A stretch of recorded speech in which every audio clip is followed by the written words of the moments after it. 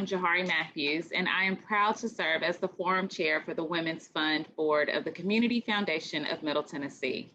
This annual event is aimed at informing our community about important issues facing women in Middle Tennessee.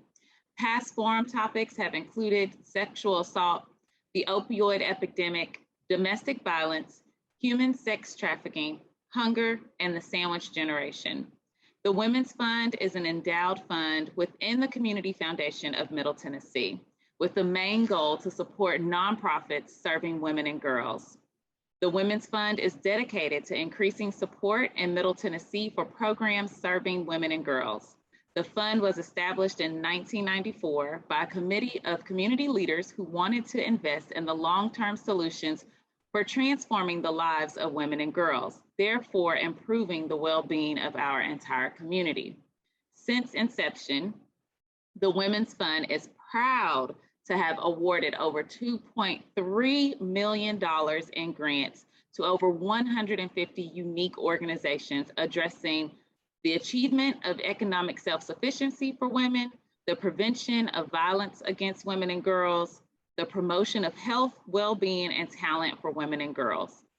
In addition to granting to nonprofits serving women and girls in Middle Tennessee and hosting the forum each fall, the Women's Fund is host to the annual Power of the Purse, held each spring to gather philanthropic-minded women and friends to raise funds for the endowment. Girls Give, our newest initiative of the Women's Fund, which is designed to promote multi-generational philanthropy for families seeking to intentionally broaden their impact to support women and girls. Needless to say, we stay busy at the Women's Fund, but today our focus is the forum. On behalf of the Women's Fund Board, I thank you for joining us for Welcoming Refugees, Nashville's role in supporting new neighbors. I would like to introduce Kassar Abdullah, our moderator for today's discussion. Kassar is an independent consultant and community member who spends her time creating spaces that are inclusive, systems that are equitable, and strengthening relationships that value diversity. Kassar, I invite you to begin by sharing your journey from Kurdistan of Iraq to Nashville. Thank you for having me, Johari, and I would love to take this time to thank the Women's Fund for having me. As a first-generation refugee, it means so much to me. I remember I was about 6 years old. I was scheduled to go to kindergarten. I was very excited. I had my backpack ready. I had my school clothes ready. And unfortunately, in 1988, at the age of 6, I hear a loud knock on the door. And then my mother shouting to say, "Get up and let's head for the mountains." So in 1988, I, along with my families, we fled Kurdistan of Iraq and walked by foot to the neighboring country, just running for our lives, not to know exactly what's going to happen or where we will end up. And we reached Turkey, and the Turkish government settled us there in a refugee camp. So my elementary years, my foundational years were really in a refugee camp surrounded by barbed wires and armed soldiers. And I remember my desire for education and beginning to really want to practice the Kurdish alphabets by striking a stick in the ground, knowing that speaking Kurdish was also forbidden in Turkey. Later on, through the refugee resettlement agencies, my family was settled in Fargo, North Dakota. Out of the 50 states, they put us in the North Pole, quite freezing. And we, learned to appreciate our adopted nations and learn how to navigate the map of the United States. And 1996 was looking for a much warmer climate, so we came down to the South. Loves it. Well, Kassar, I am so glad that you made your way to Nashville, and I'm happy that you are here with us today. And thank you for sharing your story. Because I want us to just begin with the basics and really an understanding of the language we use when we're referring to new neighbors. There's so much value in addressing individuals and their situation correctly. So can you just talk us through the difference between refugee, asylum seeker, immigrant, migrant, and just give us more context, more vocabulary on what these words mean? Johori, I greatly appreciate you for starting the conversation with the basics, because we live in a time where there's so much misinformation and disinformation, especially about newcomers. There's an attempt to dehumanize refugees and immigrants. And we as human beings, we thrive on terms in order to hold conversations, but it's also necessary to understand, to make sure that we have the same understanding. So according to United States, United Nations High Commissioner for Refugees, they said by 2020, more than 82 million people worldwide were forcefully displaced as a result of persecution, conflict, violence, and human rights. So who are these people and how do we label them? One category is refugee. A refugee is someone who has been forced to flee his or her own home because of war, violence, persecution, and often without a warning. You're taken by a surprise. An official entity, such as a government or United Nations Refugee Agency, has to determine whether a person seeking international protection meets the definition of a refugee based on well-founded fear. You also have asylum seekers. Asylum seekers must apply for protection in the country of the destination, meaning they have to arrive or cross the border of a country to apply. Crossing, an international border for asylum is not illegal. And an asylum seeker's case must be heard according to the US and international law in order for them to get the status of an asylee. You also have immigrants. And immigrants are those who make a conscious choice to leave his or her home and move to a foreign country, and oftentimes for a better life. Immigrants go through a lengthy vetting process to the new country. And some eventually get access to becoming citizens of that particular country. You also have migrants. These are individuals who are moving from one place to another. And very similar to immigrants, they are not forced to leave their native country because of persecution, violence. They are making a conscious decision to leave to seek better opportunities. Got it. Thank you for that. Another term that I also hear used in many contexts is safe city or sanctuary city. Will you talk us through what a safe city is and how it does not apply to refugees? So safe cities is an attempt to make sure that due process is followed regardless of someone's immigration status. So being an undocumented immigrant is not a crime. It is a violation of US Constitution.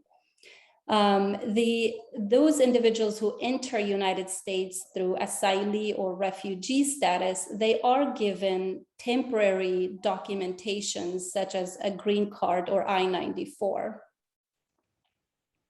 Got it. Thank you. And I know, and I promise this is my last attempt to understand, but I'm sure many of us, and myself included, have wondered just why do people become refugees and what is contributing to the situation? Could you just talk us through what that might look like, and just paint a picture for that? So my family, for example, along with many other refugees, flee for to really safety, right? Like the major reason they are becoming a refugee, they face refugee experience, is because they're running away from violence. Mm-hmm. Either their birth nation or the country that they're coming from are having racist policies against them. So for example, Saddam Hussein's Ba'ath policy, we're not interested in the Kurdish community. Kurds are the indigenous community members of Kurdistan. So he carried an ethnic genocide just based on our ethnicity. So you have that happening. People are fleeing violence. They have to make a decision between staying in the country and facing death or forcefully being driven out.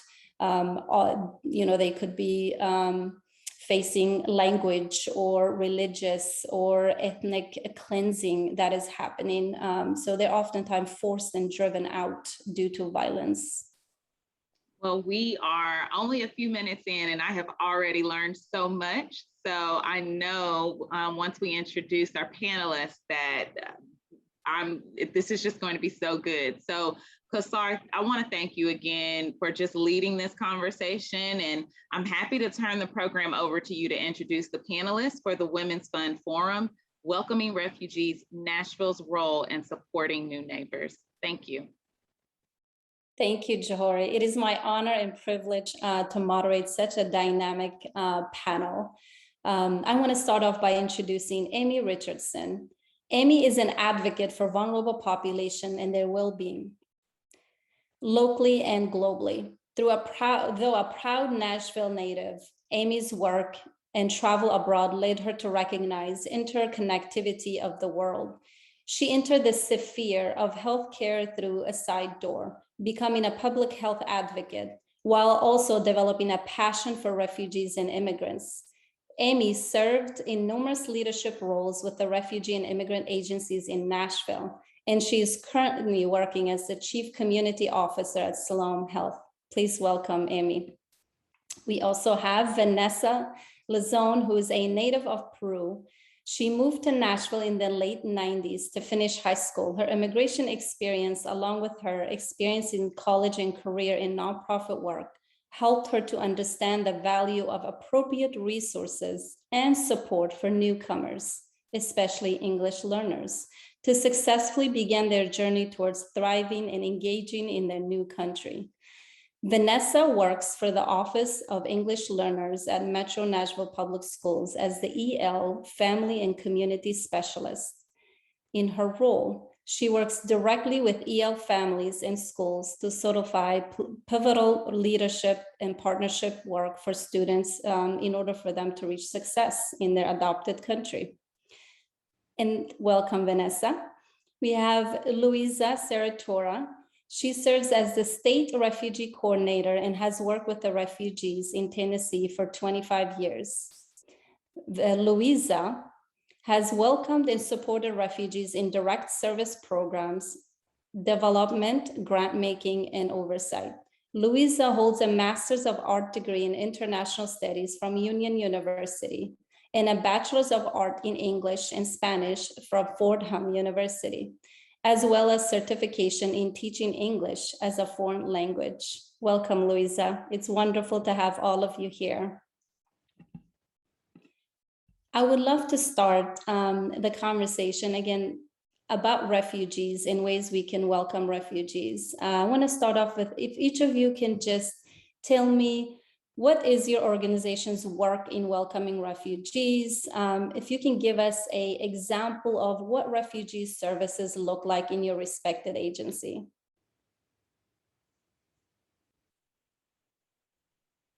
Let's start with Vanessa. Thank you, Kassar. Thank you, first of all, for having me here. It's a wonderful honor and pleasure to be part of this panel. And I'm just humbled to be included amongst all of you. At MMPS, it's interesting because Louisa, I feel like, brings a lot more of the general perspective, and I know she will cover that.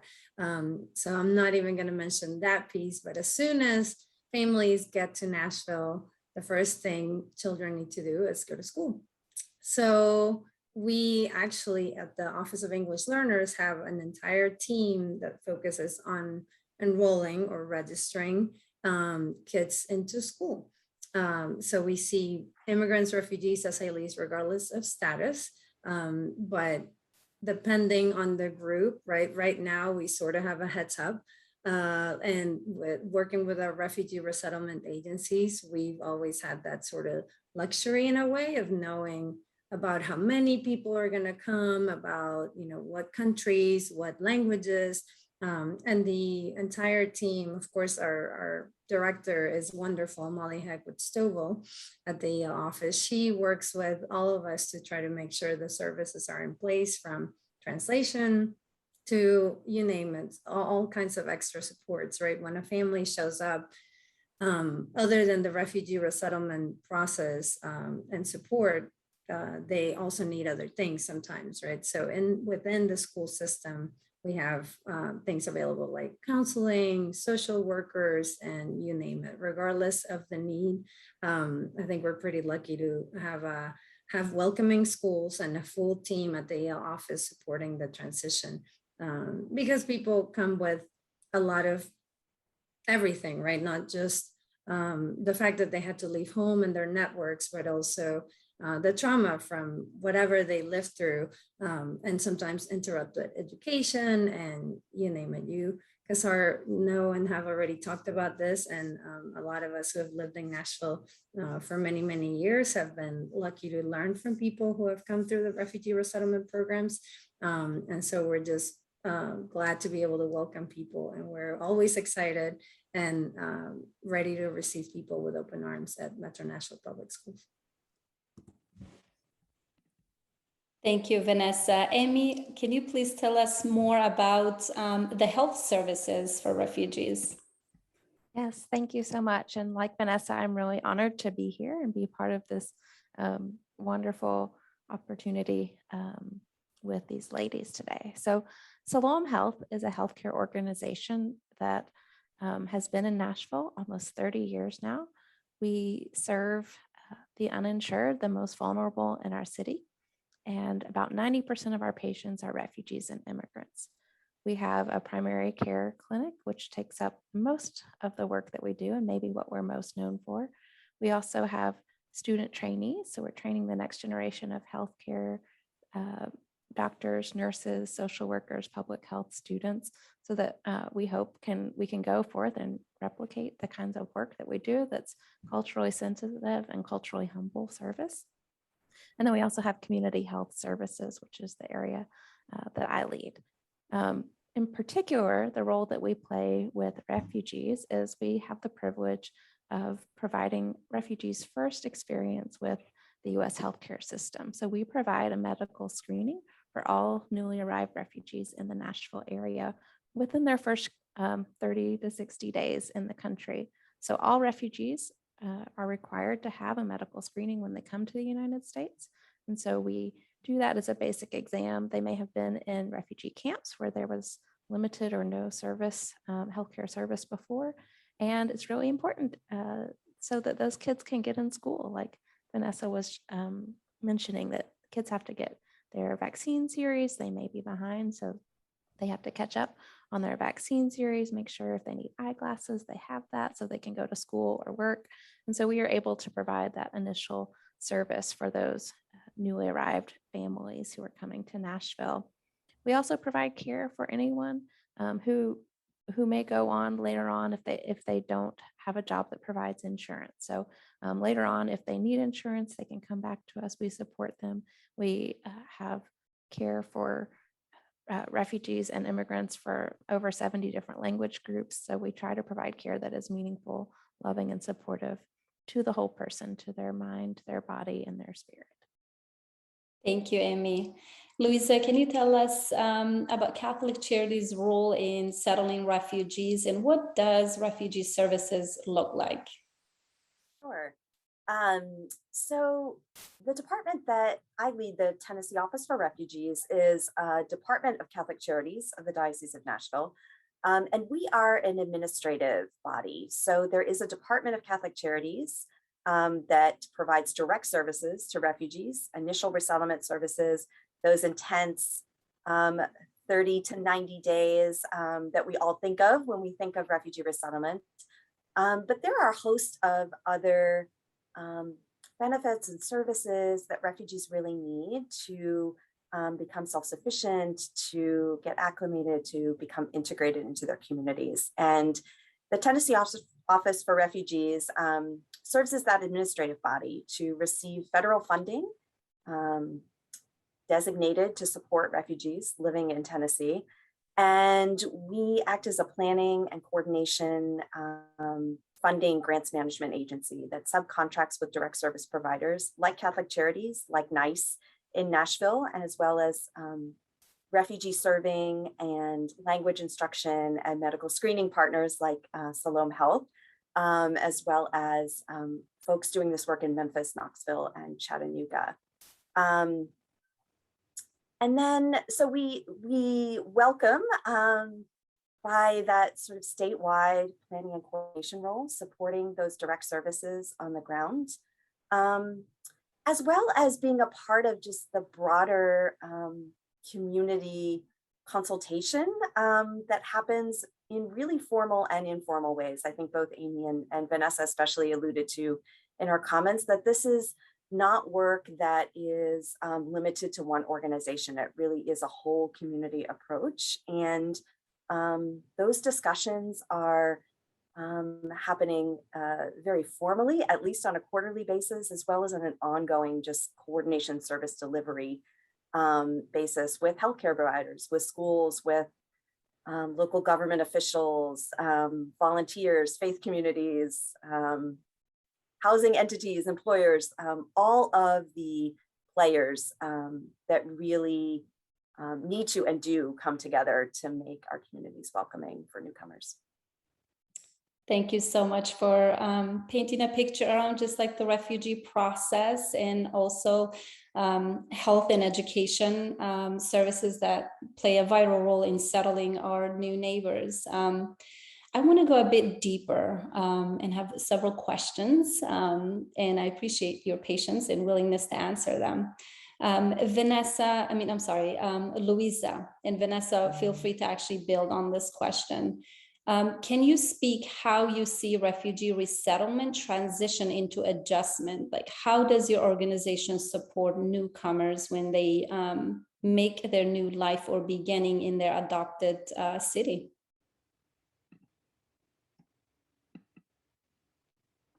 Let me go first, Vanessa. I'll jump in. Well, resettlement, so the transition, it takes time, right? Refugees, you heard Kassars' personal story, and I can't say, I can't add much more to that, but you know, that is, refugees, as you heard from her, are literally arriving at our airport, walking off the plane, being welcomed by a caseworker, perhaps a family member or a friend or a community member that speaks their language. They're going home to a modestly furnished apartment and a home-cooked meal, and they're learning how to use the appliances in their home and lock their door, and they're probably going to sleep for a very, very long time because they've been traveling for days. And then over the next few days to weeks, their caseworker will come and visit with them, answer their questions, take them to apply for Social Security cards and benefits they may be eligible for, help register their children for school, get them to the health screening that Siloam provides, take them to cultural orientation class to learn about what to expect from life in the United States. And so they're going to experience a lot of assistance and help and goodwill and a lot of overwhelming amounts of information. And over time, with increased stability, you know, that moves from that resettlement experience of a lot of intense things happening at one time to getting one's feet under oneself, right? Their first job, learning to ride the bus or to drive a car, shopping in their local grocery store, walking their children to school, going to their first parent-teacher conference. And then on from there, you know, each new piece of stability that newcomers find and secure for themselves in our communities brings them deeper into that integration as a part of our local communities, finding a better job, buying their own car, helping a newcomer themselves, purchasing a house, moving to a different apartment community. And so it takes time, it takes support, it takes resilience and tremendous amounts of effort. And if we're lucky, we get to be a part of it. Thank you, Louisa. You had me get sentimental about when I first got off the airplane in Fargo, North Dakota. I remember as a little girl feeling very scared as I walked out and I saw eyes surrounding me and reporters and people asking questions. I could not understand a single word people uttered. However, I remember this elderly lady, her name was Aileen, and she walked up and had the world's biggest smile. And she came and she gave me a hug. And when she did that, I could tell you right away, the rest of the airport just filled with warmth and just inviting and welcoming. And I just felt at peace. So caseworkers, those first impressions, the people that newcomers come across can leave a huge impact. It totally changed my perception. Because of Aileen, I became very active and wanted to give back to my adopted nation. Vanessa, can you tell us more about how public education sees refugee resettlement transition into adjustment? Of course. Yeah, I can tell you all the experiences that we've had right together maybe are part of it in a way. I can definitely not even imagine what our community members who go through the refugee resettlement program experience, right? But I can say as an immigrant, having moved here as a teenager, coming into a high school and having to learn English, it's really hard, right? And it can be, I don't know, extremely tolling. There are all these like mental health situations that you have to worry about and take care of. So I am glad to be where I am with Metro Schools, and the fact that the team at the EL office and throughout Metro Schools are looking out for our newcomers. In general terms, I do think that we are very lucky to have a full office of translation and interpretation. Of course, again, we are advocates also at the office, and there are many advocates and teachers and support staff throughout MMPS voicing the fact that we always will need to increase the amount of people doing translation and interpretation. But we are lucky to have them because they are there to basically translate everything, right? From basic information when a kid or a student is first coming into a school, or trying to figure out how to get the bus information, where to get into the bus, little things that a lot of people may take for granted. All of those things are super important and can cause anxiety. So it's one of those things that just having somebody who can tell you in your own language what it'll be like, what to expect, what you need to bring, can make the biggest difference.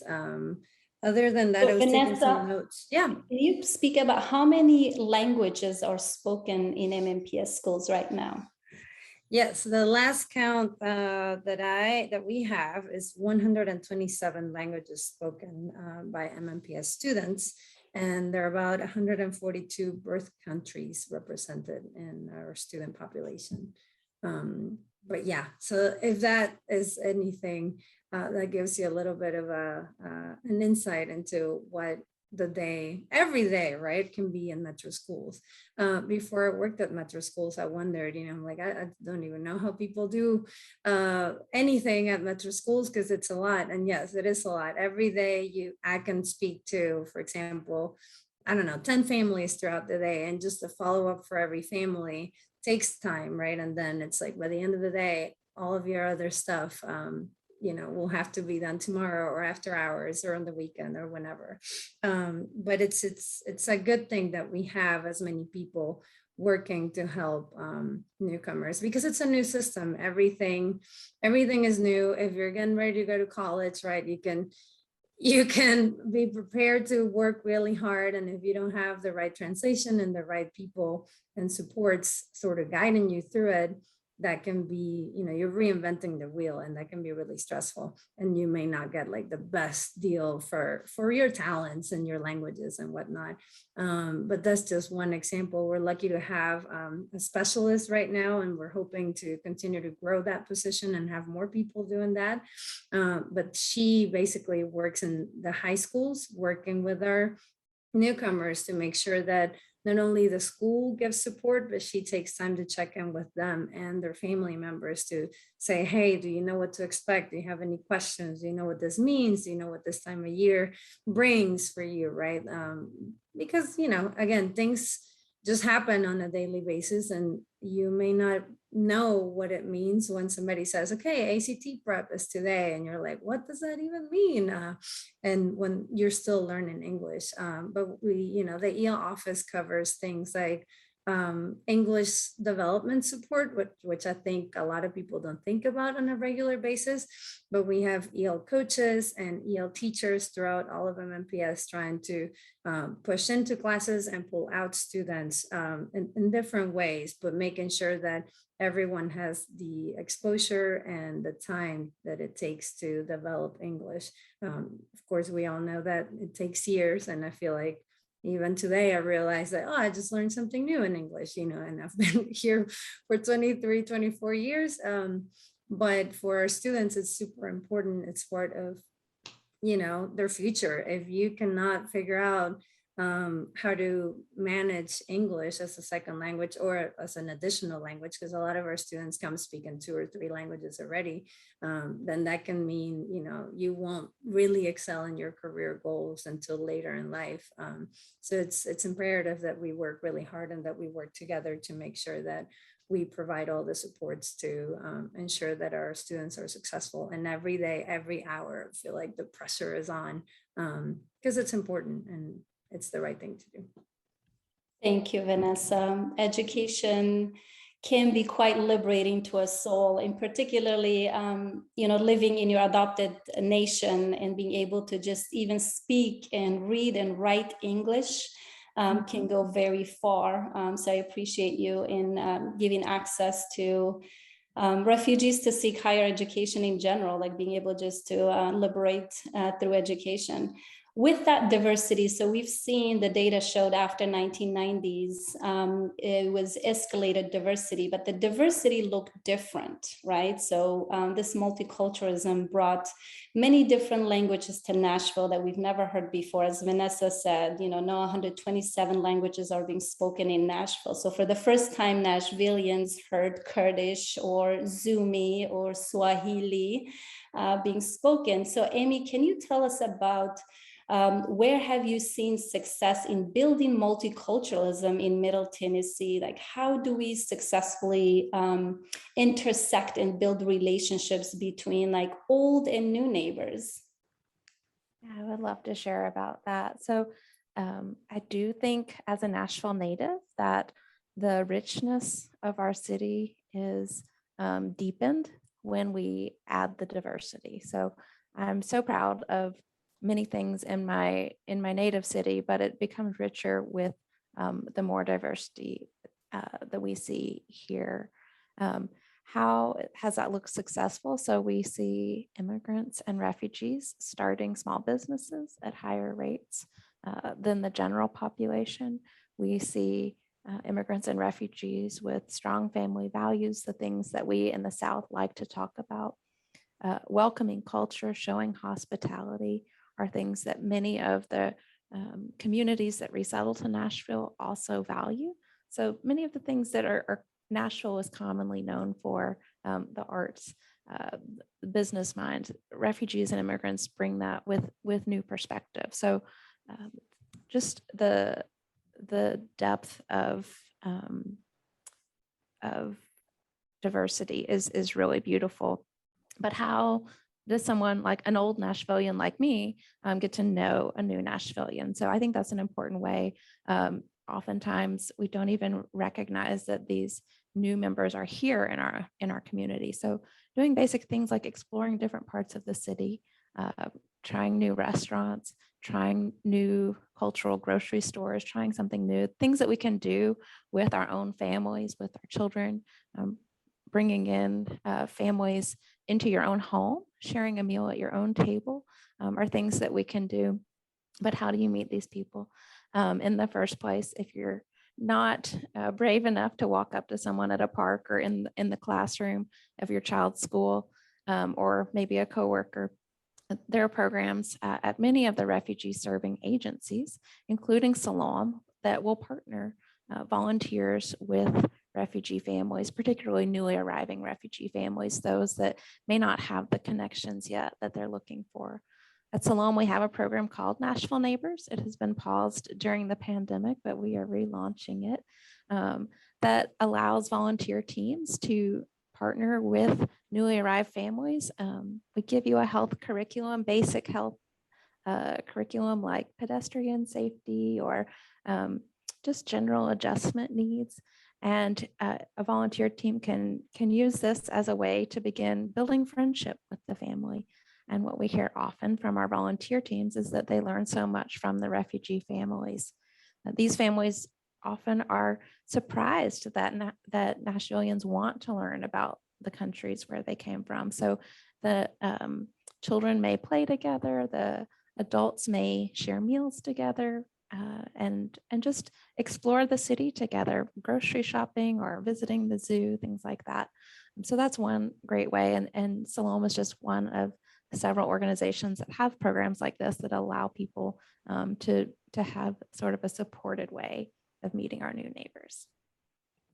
Thank you so much, Amy. What a great time. The holidays are coming up. There's plenty of time to share a meal with a new neighbor. Appreciate it. Louisa, can you tell us about a little bit more around what is holding us back from progressing around refugee resettlement? Like, what obstacles do you see impacting the resettlement agencies in providing services for refugees? Gosh, that's a great question. I think the greatest, this is such a good problem for us to have. Right now, our resettlement agencies and our refugee serving agencies are really being asked to grow quickly and in new ways to serve both a higher number of refugees anticipated over the next several years, but we hope over several years. The Biden administration, the presidential administration annually sets a ceiling for the number of refugees to be admitted to the US. And the Biden administration set that ceiling for this year at 125,000, which is, gosh, I think something like 8 times higher than it was in our most recent federal fiscal year. And that's certainly going to be an aspirational number for some time because we need to really build back significant overseas processing and internal infrastructure. But it demonstrates a commitment on the part of the US to building back a robust and responsive refugee resettlement program.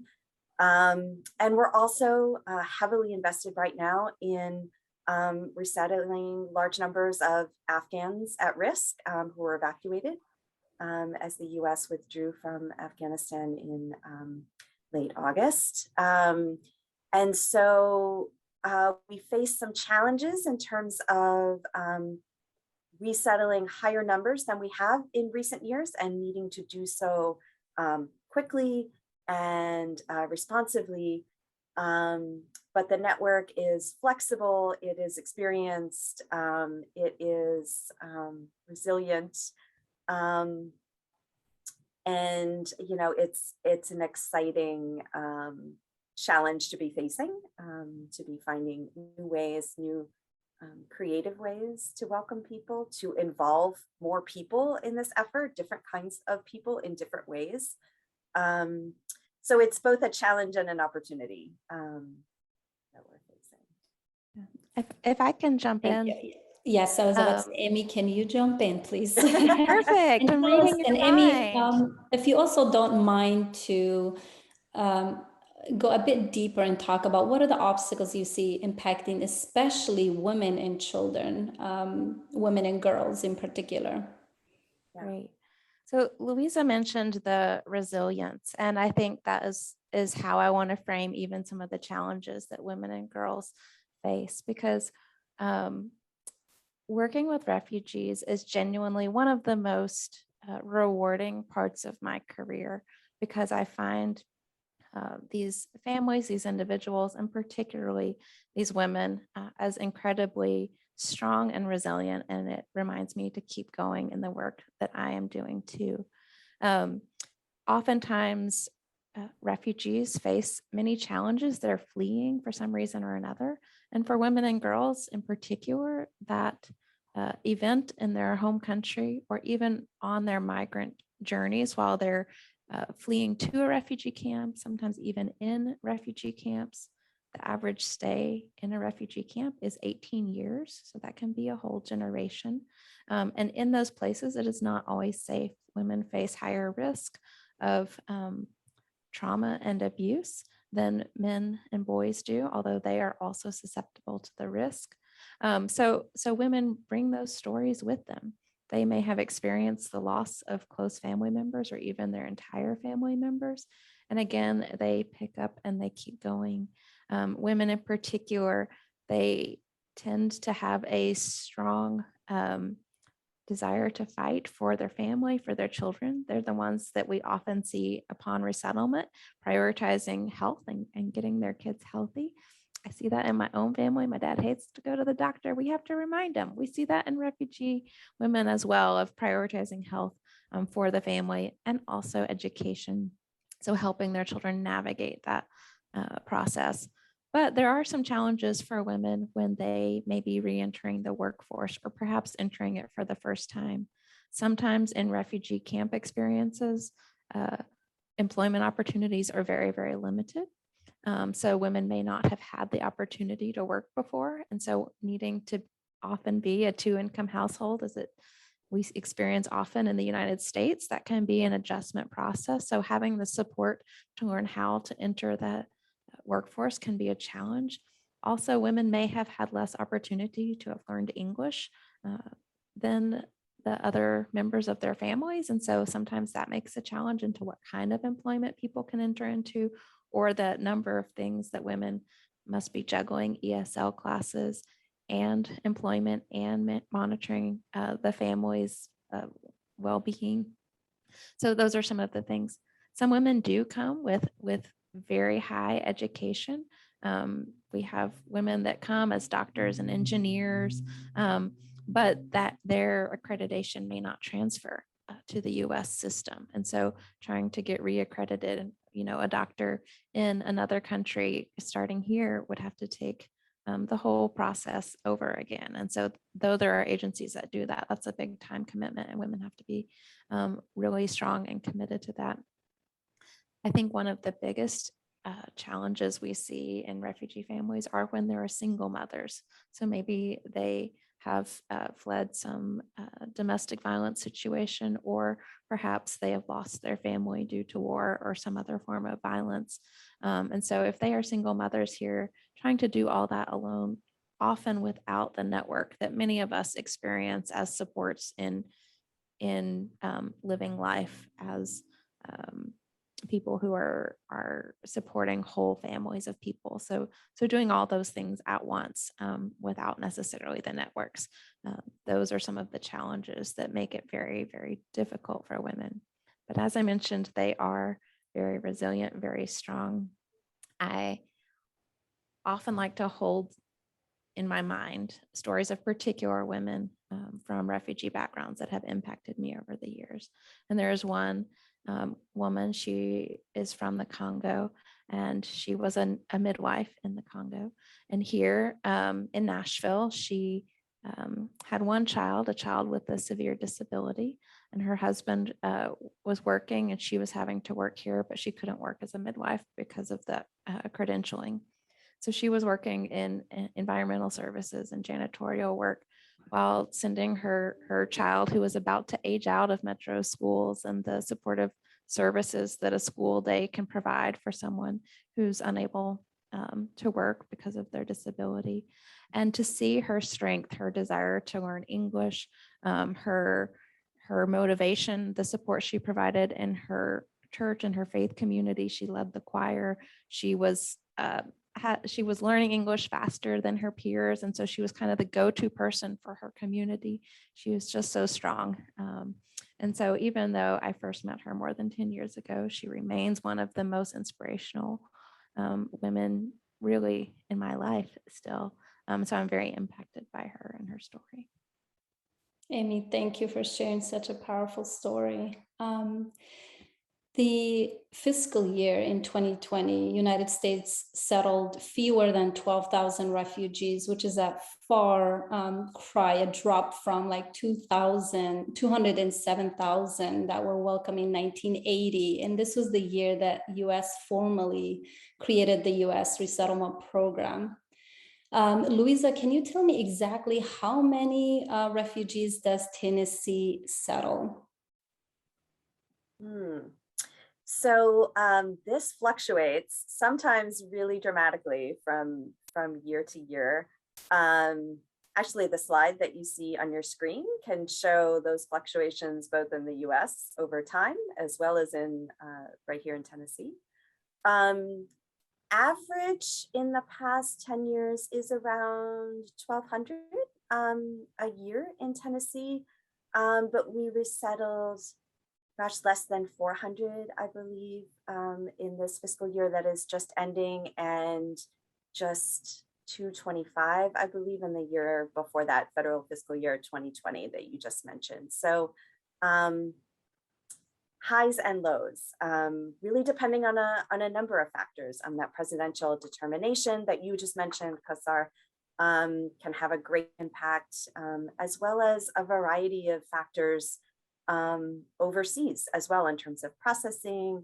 COVID has had a huge impact on resettlement processing and travel for refugees. And it's such a large, complicated, interconnected program with lots and lots of partners that it can very easily be impacted by a number of factors at any of those places along the way. Thank you, Louisa. Yes, the decline in US refugee admissions comes at a time, unfortunately, when the number of refugees worldwide has reached the highest level since World War II. On your screen, you will see some of the top 5 countries that settle the most refugees. Turkey with 3.7 million, followed by Colombia with 1.7 million. Pakistan with 1.4, Uganda with 1.4 million, and Germany with 1.2 million. So US is not at the top as a superpower of settling refugees, in particular in our current times. Let's take a minute to also understand what are the other obstacles. So aside from policies that restrict the number of refugees that are settled in the United States, what are the day-to-day obstacles that refugee family faces? Vanessa, can you tell me what a day looks like for a MNPS family member?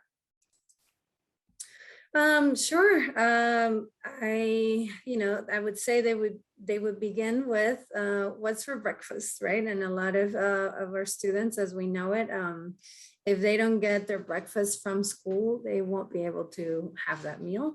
And the same goes for lunch for a lot of them. So luckily here in Nashville, Dr. Battle, our superintendent, has been able to secure a way with her team to secure a way to provide meals for our students. And I think that goes a long way because we really have a lot of people who are caught in the cycle of poverty.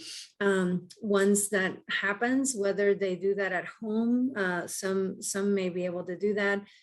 They take the bus or they get taken by their parents or family members. in and out of itself, if people don't speak the language, right, parents especially, then our students are a lot of times burdened by the task of having to figure things out and then tell parents what is happening. As I mentioned earlier, we have an amazing team of translators and interpreters. However, that doesn't always get used at the right moments. And so we are constantly working on that to make sure that none of our students have to feel that pressure to, serve as an interpreter for their families or their friends, and they can just focus on learning. We do have, again, going into classrooms, a lot of our departments work really heavily on social emotional learning training for our teachers and staff members, even at the front office, because we know our children are precious cargo. So we want to make sure that the adults in our school buildings know how to relate, how to welcome them, how to make sure that the student feels safe, and is able and ready to learn.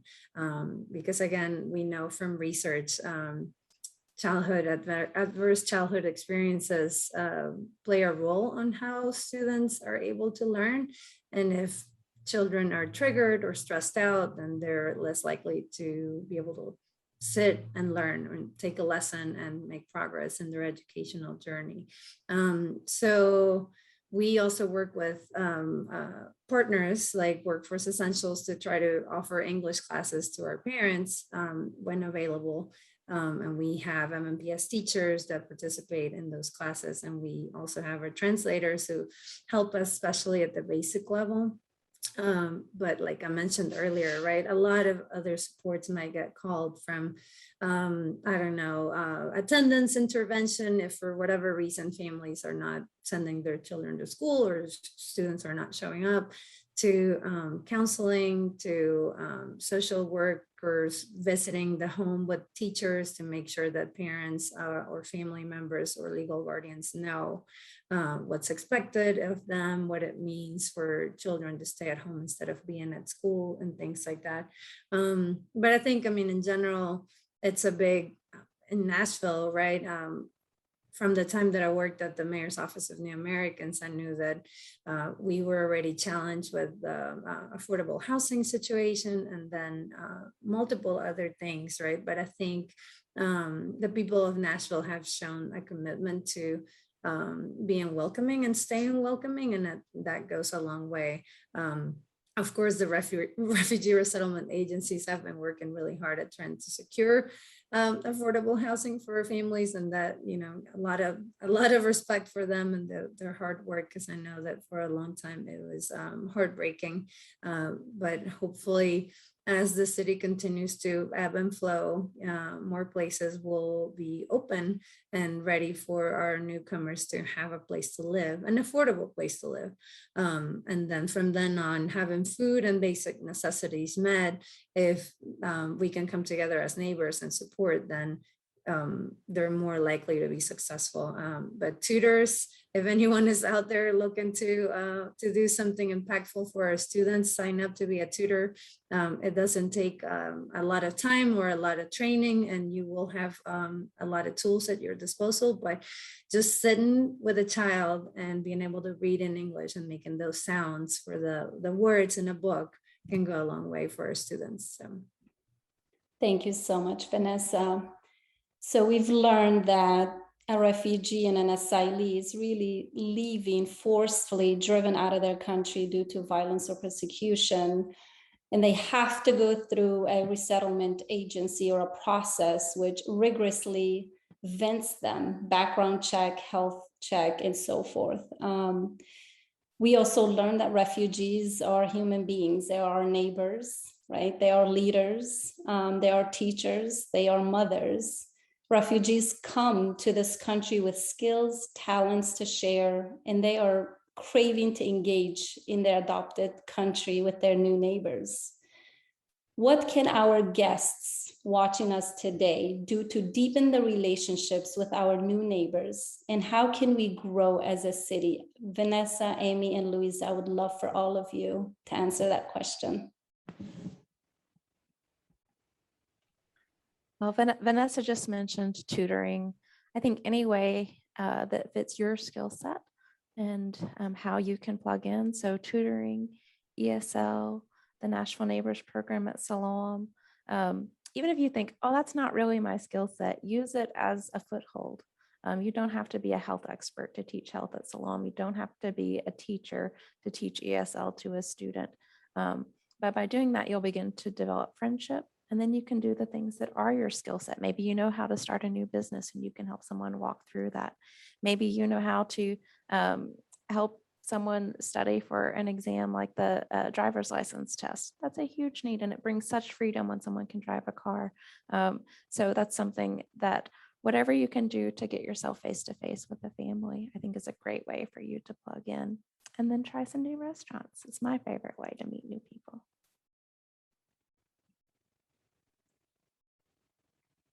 I guess I'll go next. I mean, I second everything that Amy said, and like I mentioned earlier, tutoring.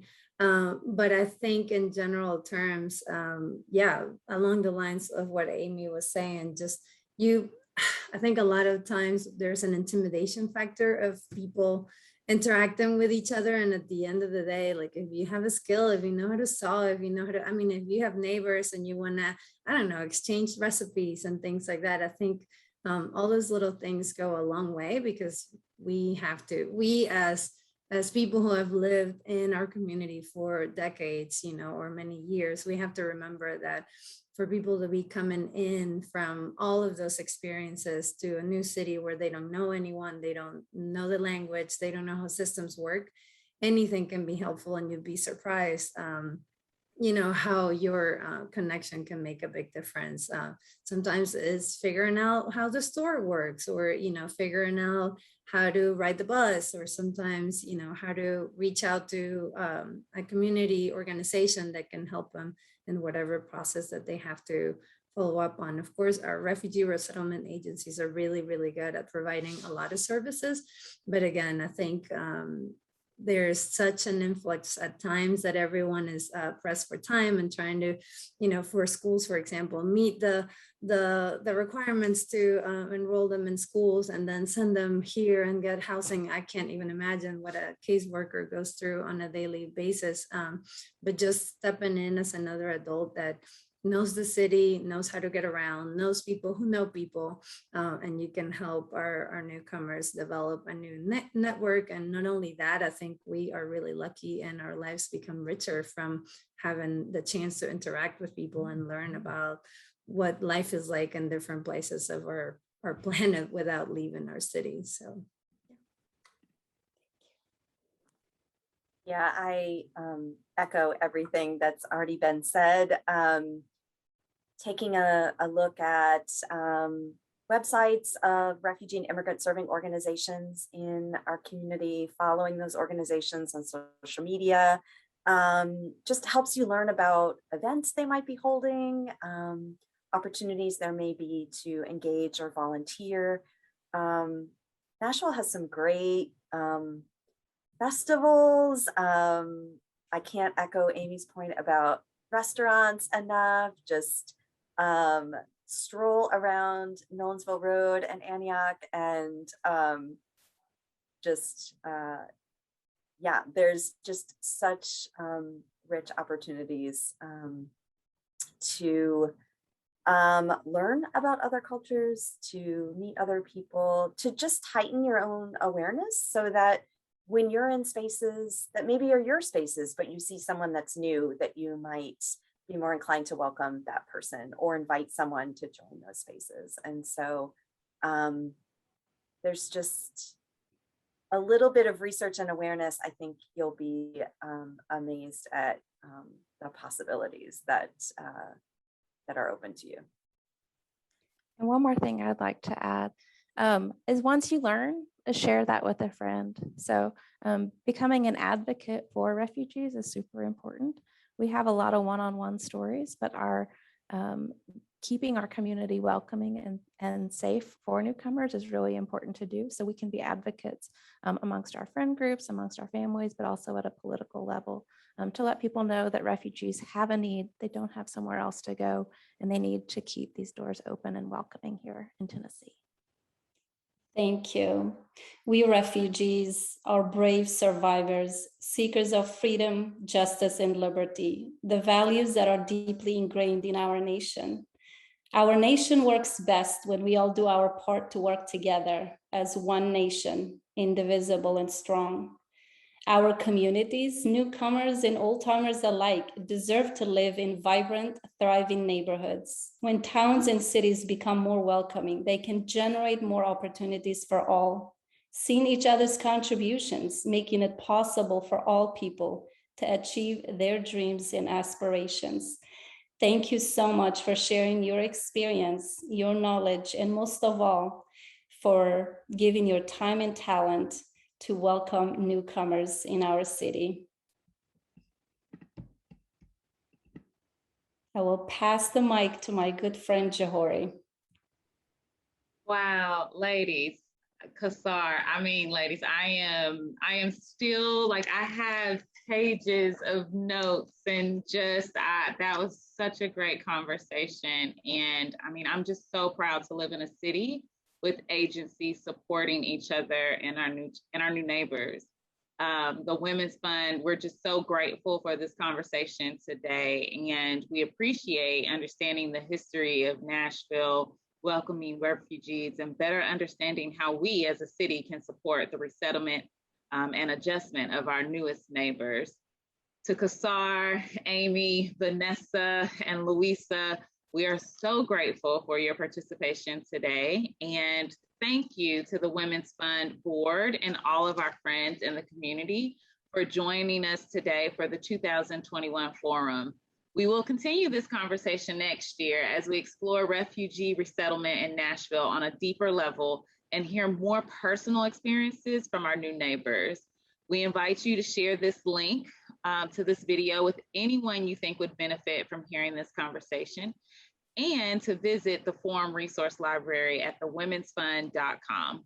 My observation is that the community has figured out resettlement, but there is more work to be done on integration and connection to the community for refugees. In year 2 of the Forum, Nashville's role in supporting new neighbors, we will shed some light on the organizations making these efforts, but we offer this with knowledge that we know we have more to do in this role in welcoming refugees into our communities in the fullest way possible. We would like to close today by sharing a video of Hannah's story. Hannah herself, a refugee to Nashville, is a community health worker with Siloam Health. Thank you.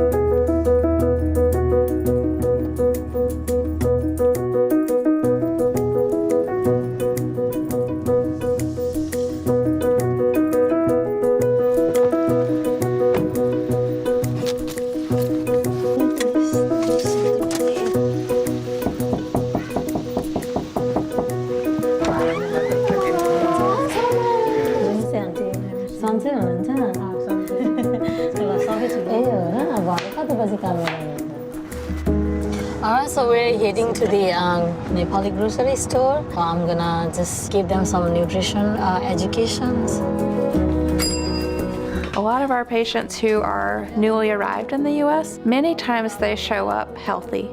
They've been eating fruits and vegetables pretty regularly. They exercised or had manual labor for their work, so they were being active. Then they get to the U.S. and we McDonaldized them. And so when we can look to the strengths of other cultures and build on the strengths that are already existing, that's a really powerful way to learn from each other. Hannah's a gem. She is a real example and a role model for what we aspire to see in our community health workers. The community health workers are bridge builders. They have one step in the healthcare system here at Siloam, but they're trusted. They're members of the community, and they become kind of culture brokers who can help educate about how to access or navigate the healthcare system. We're looking at prevention. How can we provide the education people need? How can we look at the root of problems? Patients spend less than 1% of their time in a medical setting. All those factors that affect their health are happening at home, at work, in their neighborhood. I love to work with elderly people. We are doing some classes about nutrition and then also like exercising class so they can do some exercise at home.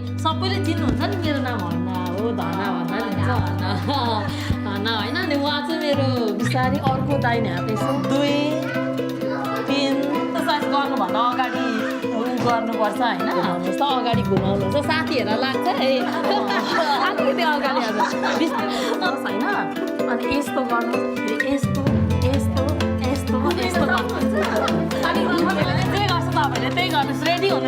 The community health worker program is a way to go upstream to address some of the preventable medical conditions before they show up at our door.